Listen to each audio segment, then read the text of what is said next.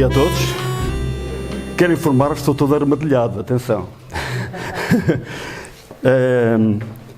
Graças a Deus por estarmos aqui, por ouvir a palavra do Senhor.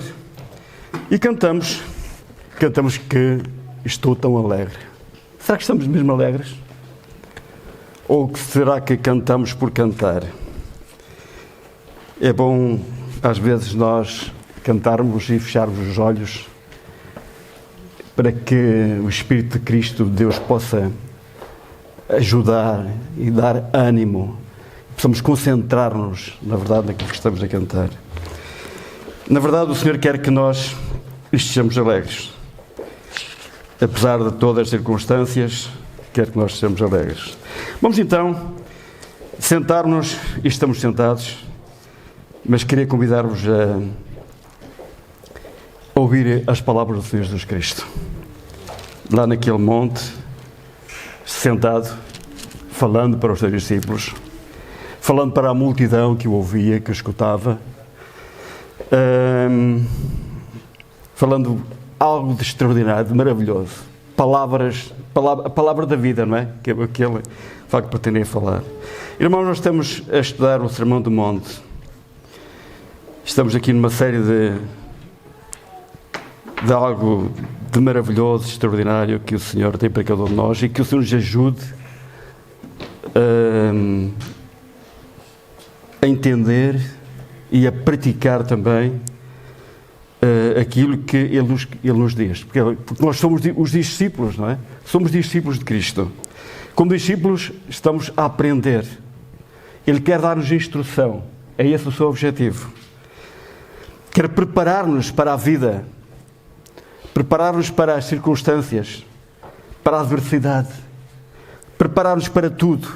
Quer criar em nós defesas, para que não sejamos fracos no momento em que as circunstâncias menos boas acontecem na nossa vida. É isso que Ele quer dar. Estejamos bem de saúde ou não tão bem de saúde, o importante é estarmos fortalecidos no Senhor. É? Porque a palavra de Deus diz que a alegria do Senhor é a nossa força. Então nós cantamos, estou tão alegre. É? Se estamos alegres, estamos bem. É verdade. Então, Mateus 5:13.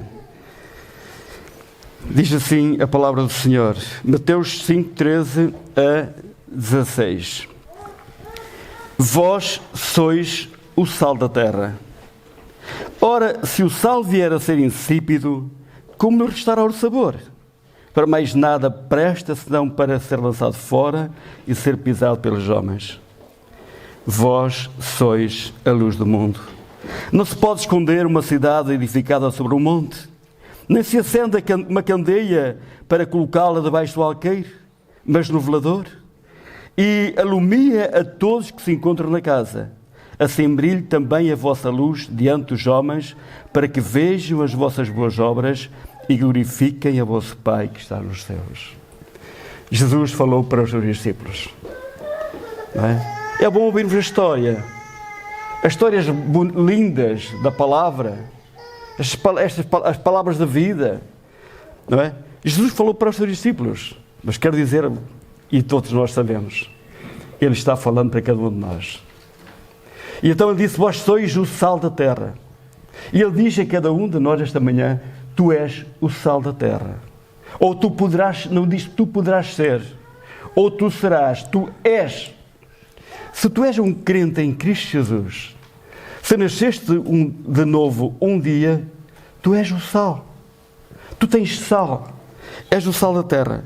Irmãos, e o Senhor falou para os discípulos, logo a partir do versículo 1, as bem-aventuranças, estas coisas, bem-aventurados, felizes. Felizes porquê? Porque têm sal. Felizes os que têm sal. Não é? Felizes os que têm sal. Os que têm sal exercem misericórdia. Os que têm sal exercem bondade. Os que têm sal são bem-aventurados. Não é? Os que têm sal. É para ser razão que a palavra de Deus diz, tem sal. Não é? Os que têm sal. O sal é um elemento importante. É um elemento importante. O sal serve para O sal serve para temperar, o sal serve para conservar, e o sal no tempo de Jesus era muito importante. Não havia arcas congeladoras para conservar a carne. Não havia nada disto, era o sal. E ainda há bem pouco tempo o sal era usado precisamente para conservar a carne, não é? Hoje já não é tão necessário para isto, já não se usa para este tipo de conserva, mas mais para temperar. É desagradável nós estarmos a comer algo que nós cozinhamos com muito gosto e que à partida até vamos gostar e é bom, mas por qualquer razão esquecemos de colocar o sal. Ou não tivemos cuidado em provar, não é? Em saborear se está bom ou não. Então, se não houver sal, automaticamente a comida não tem o gosto. Não tem o gosto que devia ter. Perdemos o apetite, porque o sal é fundamental. O sal era tão importante, irmãos, que a palavra salário tem a ver precisamente também com a recompensa, não é? Com o pagamento aos soldados romanos dos seus serviços através de sal. Era o sal, daí a palavra salário também. Era o sal que era sal era algo de muito valioso também naquele tempo. Mas o Senhor nos diz: vós sois o sal da terra. Então, irmãos, a terra, o mundo está carente de sal. O mundo está a ficar estragado, corrompido pela falta do sal. É isto que acontece. Quando a carne não é devidamente conservada, ela se corrompe facilmente, ela se estraga e torna-se intragável. E nós vivemos num mundo intragável. Vivemos num mundo corrompido. Vivemos num mundo com falta de sal. E ai do mundo se não forem os filhos de Deus para salgar, para temperar o que está corrompido. A Igreja está no mundo, a Igreja de Cristo está no mundo precisamente para manter o equilíbrio. Porque se não for assim, é uma tragédia. Eu lembro-me dos dias de Sodoma e de Gomorra, o que aconteceu. A falta de sal levou aquele povo à destruição. Foi destruído porque a ira do Senhor, portanto, foi de tal forma que não houve mais tempo, mais misericórdia, porque este povo se corrompeu verdadeiramente. Vejamos nós quantos existiam naquele tempo. Quantos que tinham sal existiam naquele tempo? Muito poucos, talvez insuficiente para poder salgar, para poder ajudar, para poder restaurar. E então é preciso que os crentes se manifestem, a Igreja se manifesta, a Igreja de Cristo que tem sal para temperar este mundo. E nós, a palavra de Deus diz que nós devemos de facto ter sal. A vossa palavra, diz no livro dos Colossenses, capítulo 4, versículo 6, a vossa palavra seja sempre agradável, temperada com sal, para que saibais como responder a cada um. Em cada momento, em cada circunstância, onde estamos no nosso trabalho, em qualquer lugar, nós devemos ser sal. Devemos revelar salinidade. O sal é algo que torna a nossa alma alcalina. A alcalinidade é qualquer coisa que é benéfico para o nosso organismo.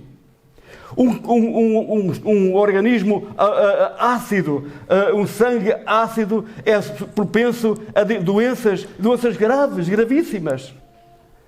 E o sal é isto, mantém esta saúde, não é? Este bem-estar a nível da alma. Nós vemos o sal, quando colocamos o sal na comida, o que acontece? Nós olhamos para ele, é um elemento visível, é sólido, mas depois colocamos, ele derrete e nós vimos o sal. Depois vimos o sal. Não. O que é que acontece? Nós experimentamos o sabor do sal. Não vimos. Então o sal existe em cada um de nós. As pessoas olham para nós, não veem sal. Elas só podem ver sal à medida que nós nos vamos pronunciando, vamos falando com elas, vamos tomando, enfim, agindo com as nossas atitudes, no nosso dia-a-dia, a forma como agimos, como conversamos com as pessoas, a forma como também tentamos apaziguar o conflito, a forma como, enfim, tentamos mediar, evitar problemas, não é? Criando a paz, estabelecendo a paz. Onde o crente está, o que é que ele gera, irmãos? Gera conflito? Não pode gerar conflito. Gera inimizade? Não pode. O crente onde estiver, ele gera bem-estar. Ele é uma luz, ele gera bem-estar. Gera paz, gera estabilidade, bom ambiente, não é? Bom ambiente. Ele é uma pessoa, portanto, que não é uma pessoa que se ira facilmente, que não se irrita facilmente, mas é uma pessoa calma, temperada, não é? Ou temperante, é mesmo isto. Irmãos, sem sal não pode haver luz. Se nós não tivermos sal, também não pode haver luz, porque o sal é gerador de luz. O sal é qualquer coisa que carrega as nossas baterias, a nossa bateria espiritual, nosso interior, que é o Espírito de Cristo, que vai gerar carga para podermos, portanto, brilhar. Na verdade, este é o sal. Ora, vós sois o sal da terra, e se o sal vier a ser insípido, como lhe restaurar o sabor? Para nada mais serve, ou para nada mais presta ação para ser lançado fora e ser pisado pelos homens. Sabem o que é que isto quer dizer, irmãos? Vocês sabem perfeitamente o que quer dizer. Quer dizer que o meu testemunho pode ser tão mau. As minhas palavras podem sair da minha boca, mas o meu sal é tão insípido. As pessoas olham para mim e dizem: não sei para nada contigo. Não tens nada para ensinar. A tua vida, a forma como vives, o que tu és, eu conheço. Portanto, não me temperas, não me ajudas nada, não crias influência em mim. E havia um tipo de sal naquele tempo também, que era um sal impuro, que era usado somente, não prestava para a comida, também não se podia colocar nos terrenos porque queimava a novidade, e só podia ser usado nos caminhos, como cascalho, para as pessoas passarem, ou então, ainda periodicamente, havia alturas em que caía geado ou nevava em Jerusalém, e o sal era colocado também para derreter o gelo, não é? Para que as pessoas não escorregassem, não caíssem, enfim, tinha estas características. Era para ser pisado pelos homens. E o ser pisado aqui pelos homens, pela palavra de Deus, é um testemunho desacreditado, não é? Não há credibilidade. É isto, não é? Vós sois o sal, mas ser sal bom, sal puro, sal genuíno. E o sal bom não é o sal refinado. Nada do que é refinado é bom, irmãos. Todos os elementos, todo tipo de alimento que for refinado, não presta. Tira-se-lhe o melhor. O sal tem que ser natural, o mais natural possível. O sal tem condições, tem características químicas que nos vão ajudar também na nossa saúde. O sal não faz tão mal como nós podemos imaginar. O sal cura, o sal conserva, o sal tempera. O sal tem magnésio, o sal tem cálcio, o sal tem ferro, tem muita coisa, tem muitos elementos, não é? E é importante.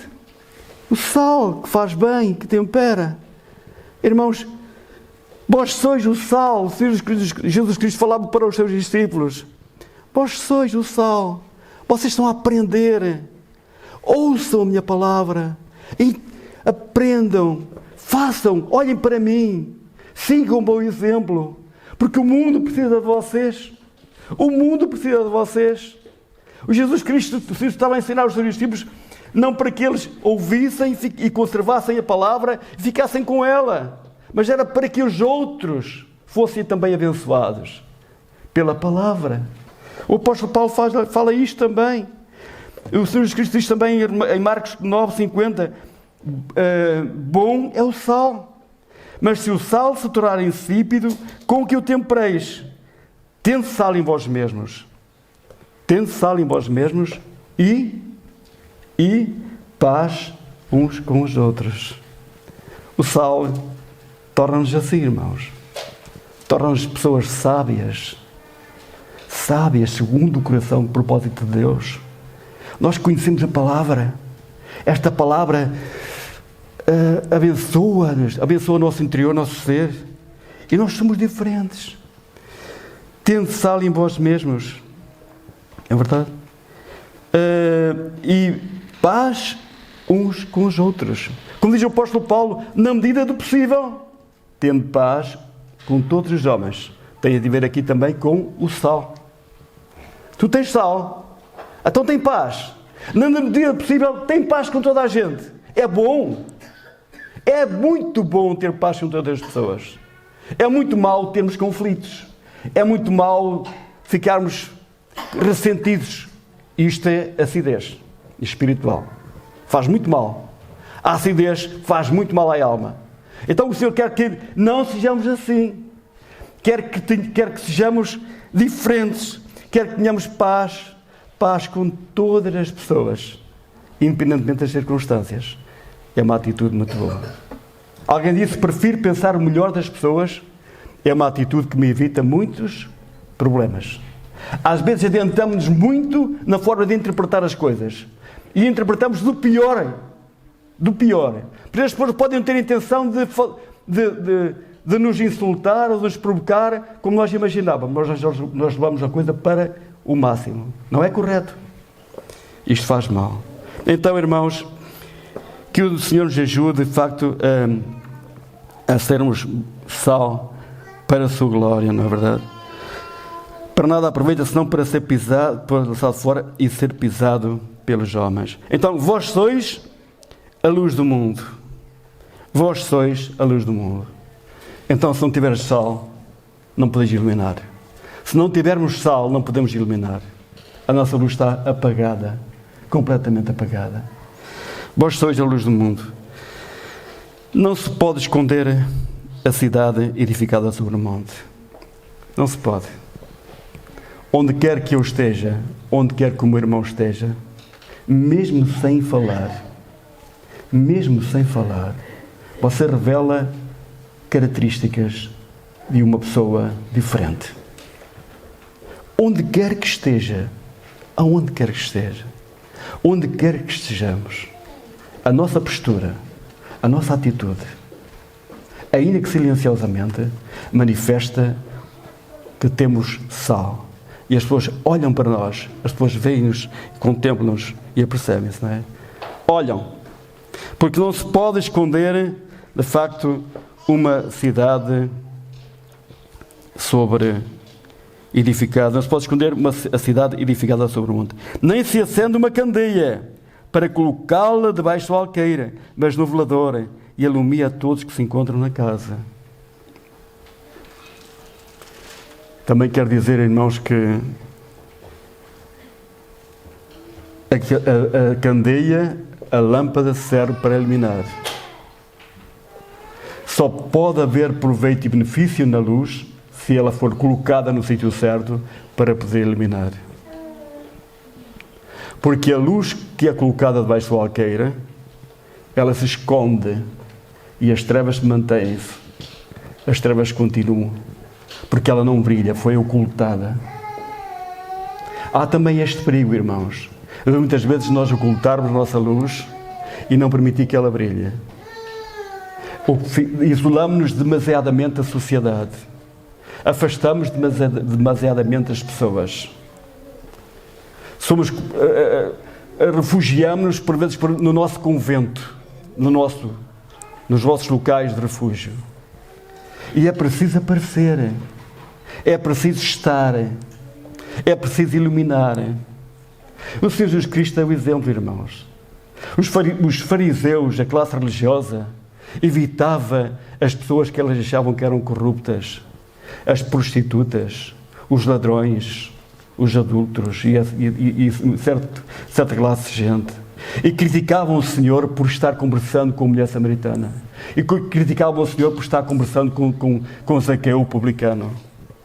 Porque sabiam quem ele era. Era um corrupto. Mas a luz só se pode manifestar e revelar se ela iluminar o quê? As trevas. As pessoas estão aonde? Sem Cristo estão aonde? Nas trevas. Onde é que o crente deve estar? Nesse lugar também, para poder brilhar, iluminar e restaurar, não é? Para que as pessoas não andem tateando à procura de uma saída, à procura de um lugar para se refugiarem, não, que elas vejam e digam: encontrei a luz, a saída é para aquele lado, a escapatória é daquele local, agora sim estou liberto. As pessoas andam tateando na escuridão, irmãos. O mundo está nas circunstâncias. O mundo não tem Deus. E se não tem Deus, vive em trevas. Não caminha certo, caminha para onde? Caminha para onde? Para a perdição.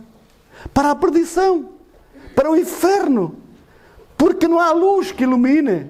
É preciso que Jesus venha. É preciso que os filhos de Deus também hajam e tentem iluminar e provoquem e haja luz, para que possamos de alguma maneira inverter o caminho de muitos que sem luz caminham para a perdição, é verdade? Porque são muitos os que se perdem, não é? A palavra do Senhor Jesus Cristo falou: entrai pela porta estreita, porque largo e espaçoso é o caminho que conduz à perdição, e muitos são os que entram por ela. Então, em Filipenses, no capítulo 2, versículo 15, diz assim: para que vos torneis irrepreensíveis e sinceros filhos de Deus, inculpáveis, no meio de uma geração pervertida e corrupta, no qual resplandeceis como luzeiros no mundo. Noé fez precisamente isto, era um homem também com o Espírito de Deus. E ele pregou o arrependimento a esta geração também corrupta e corrompida dos tempos antediluvianos. Para que de alguma maneira as pessoas pudessem crer, ouvir a mensagem e se arrependessem. E ele pregou e a sua família também, certamente. É verdade? É por essa razão que cumpre cada um de nós também agir desta maneira. Falar, alertar também as pessoas para que creiam, para que se arrependam e não venham para a religião e não assistam a mais de uma denominação entre muitas, mas assistam, se convertam ao Senhor Jesus Cristo. Ao Senhor Jesus Cristo. Acima de todas as coisas, se com a tua boca confessar ao Senhor Jesus Cristo, em teu coração tu creres, tu serás salvo. A religião não salva, Cristo salva. Ele é tudo, é verdade? Ele é tudo. Para que vos torneis irrepreensíveis e sinceros filhos de Deus, inculpáveis no meio de uma geração pervertida e corrupta, no qual resplandeceis como luzeiros no mundo. Em Provérbios 4:18-19 diz assim: mas a vereda dos justos é como a luz da aurora, vai brilhando mais e mais até ser dia perfeito. O caminho dos ímpios é como a escuridão, nem sabem em que tropeçam. A vereda dos justos é como a luz da aurora. Sabe uma coisa? O apóstolo Paulo diz assim: operai a vossa santificação com temor e tremor. É um processo, irmãos. É um processo. Não é uma coisa que acontece rapidamente. Para crer em Cristo, não é preciso conhecer todas as Escrituras. Não é preciso conhecer somente o Sermão do Monte. Para crer em Cristo Jesus, é preciso reconhecer que Ele é Deus, e é preciso reconhecer que é um pobre, que eu sou um pobre pecador, um miserável, que estou perdido e preciso dele. Então eu apelo à sua misericórdia, à sua graça, e digo: Senhor, salva a minha alma, porque eu sou um pobre pecador, preciso de Ti, eu sou um pobre pecador. A partir daqui, ele não pode conhecer nada das Escrituras, mas ele vai meditando na palavra, não é? Meditando na palavra. Meditar na palavra, irmãos, por vezes não é ler. Meditar na palavra, creio que no sentido original tem um pouquinho a ver com eu ler em voz alta, ou ler com uma voz audível. Talvez possa entrar melhor na minha mente, não é? Se eu faço assim. Meditar na palavra. E o crente vai meditando na palavra, vai buscando a palavra. É isto que é importante. Vai e vai se santificando, porque a palavra tem este poder. A palavra tem o poder de santificação, de santificar. Operai a vossa santificação com temor e tremor. E como é que opera a minha santificação? Meditando na palavra do Senhor, atenta para ela. Olha, nós estamos a estudar o Sermão do Monte, e o Sermão do Monte tem tanta coisa contra a natura, irmãos. Tanta coisa contra a natura, que é contra a nossa natureza. Há um choque tremendo entre o Sermão do Monte e a minha natureza e a nossa natureza, que o Senhor quer contrariar. É possível, mas temos que ter o Espírito de Cristo, temos que ter sal, tem que haver sal, porque se não houver sal é muito complicado. Então a vereda de justos é como a luz da aurora, que vai brilhando mais e mais até ser dia perfeito. Olhem, imagina que aceitaste Jesus Cristo aos 15, 16, 17, 18, 20 anos, uma altura espetacular para aderir à fé. É uma altura espetacular. Sabes porquê? Porque estás na plenitude dos teus, de tudo o que tu és, intelectualmente falando até, na verdade. Absorves, entendes, compreendes bem. Se calhar é muito diferente do que a pessoa que aceita o Senhor Jesus Cristo aos 70, 80 ou até mais anos. Já não tem, digamos, essa capacidade de adquirir mais entendimento. É por isso que a palavra de Deus diz: lembra-te do teu Criador. Lembra-te do teu Criador nos dias da tua mocidade. Porquê? Antes que venham os maus dias, antes que venham os momentos em que começa a falhar, tudo começa a falhar, tudo falha. Tu já não entendes, já não absorves, já não compreendes, já não memorizas, já não consegues. Lês, mas esqueces aquilo que lês. A minha mãe às vezes está a ler a Bíblia e ela diz assim: já não sei o que ler. Não consigo memorizar, já não... É assim. As coisas são assim. Lembra-te tu, Criador, para que tenhas a oportunidade de crescer espiritualmente e a perceberes que a tua luz brilha. E quando ela brilha, irmãos, é algo extraordinário e maravilhoso. Há um gozo, há uma alegria, porque o Espírito de Cristo vai aperfeiçoando e vai moldando o teu caráter, o meu caráter, à sua imagem. E eu não faço o bem, eu não resplandeço porque tenho que resplandecer. Eu não brilho porque tenho que brilhar. Eu não sou sal porque tenho que ter sal. Eu sou obrigado, senão eu perco a minha salvação e não vou para o céu. Não, tudo acontece espontaneamente. Faço bem, espontaneamente. Não é com intenção, olha, faço que é para acrescentar mérito, para acrescentar mais qualquer coisa, para me aproximar um pouquinho mais daquele lugar. Não é. Eu faço bem, que sai do coração. Jesus Cristo fazia o bem, que saía do coração. Ele era um homem de bem, era maravilhoso, ele compadecia-se, não para agradar ao Pai, era a característica dele. Irmãos, se alguém está em Cristo, é uma nova criatura. As coisas velhas passaram, tudo é novo, é uma nova criatura. O que é que isso significa, uma nova criatura? Mudou de ser, mudou de caráter, mudou, tornou-se mais novo, mais jovem, perdeu as rugas, já não manca, está melhor, ok? Não. Dentro, o sal está cá dentro. O sal não se vê, está cá dentro. A luz sim, a luz vê-se, a luz é visível. As pessoas olham para nós e veem. Há luz, não há luz. Não vale a pena enganarmos ninguém, não há volta a dar, na verdade. É isto. A vereda de justos é assim, irmãos. Vai brilhando dia a dia até ser dia perfeito. E o caminho dos ímpios é como a escuridão. Nem sabem em que tropeçam. Apercebem-se disto?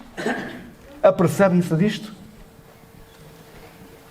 As pessoas nem sabem em que tropeçam.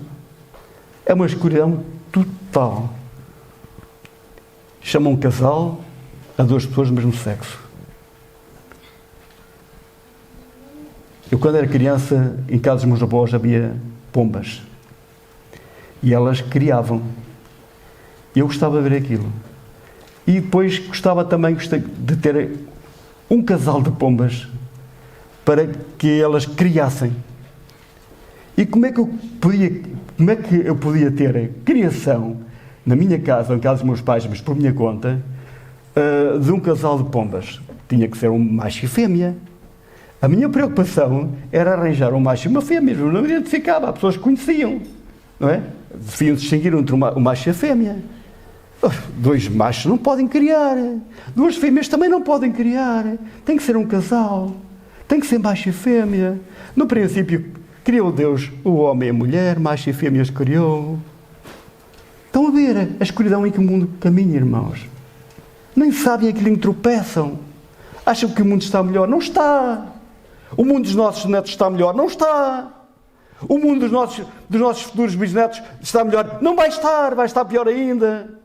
Cheio é mau, é uma tragédia. Pior ainda vai ficar. As pessoas já não dão valor àquilo que têm, já não brincam como brincavam, porque não valorizam o que lhes é dado.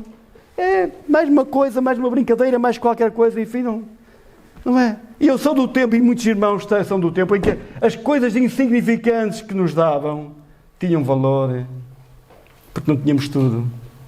Porque não tínhamos tudo. E às vezes brincávamos com as brincadeiras dos outros, porque não as tínhamos. E quando tínhamos um carrinho, ou quando tínhamos uma coisinha insignificante, nós dávamos muito valor. Será que as crianças hoje dão valor a isto? Não. Está tudo farto. Queres? Toma. Toma. Não é verdade? Os tempos caminham para mal. Então, 1 Pedro 2, 11 a 7. Mantendo exemplar o vosso procedimento no meio dos gentios, para que naquilo que falam mal contra vós, como de malfeitores, observando-vos em vossas boas obras, glorifiquem a Deus no dia da visitação. Vamos ler mais versículos aqui desta passagem. 1 Pedro 2,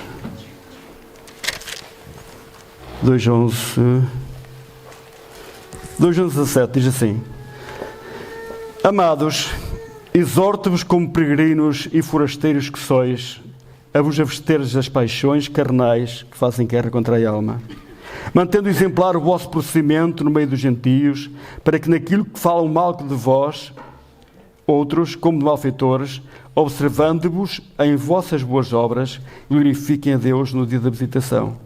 Sujeitai-vos a toda instituição humana, por causa do Senhor, quer seja o rei como soberano, quer seja autoridades como enviadas por eles, tanto para castigo dos malfeitores, como para louvor dos que praticam bem. Cuidado. Às vezes encontramos-nos a falar mal de algo que Deus criou, que é para o nosso bem, para a nossa proteção. Se há corrupção, o problema é de quem a pratica. Mas a ordem é excelente. Não é? Devemos honrar, diz a palavra de Deus. Sujeitai-vos a toda a instituição humana por causa do Senhor. Por causa do Senhor, que faz parte do meu testemunho também. A submissão, a obediência, o respeito. Quer seja ao rei como soberano, quer às autoridades como enviadas por ele, tanto para castigos dos malfeitores como para louvor dos que praticam o bem. Porque assim é a vontade de Deus, que pela prática do bem façais emudecer a ignorância dos insensatos. Como livres que sois, não usando todavia a liberdade por pretexto da malícia, mas vivendo como servos de Deus. Tratai todos com honra, amai os irmãos, temei a Deus, honrai bem. Tens sal?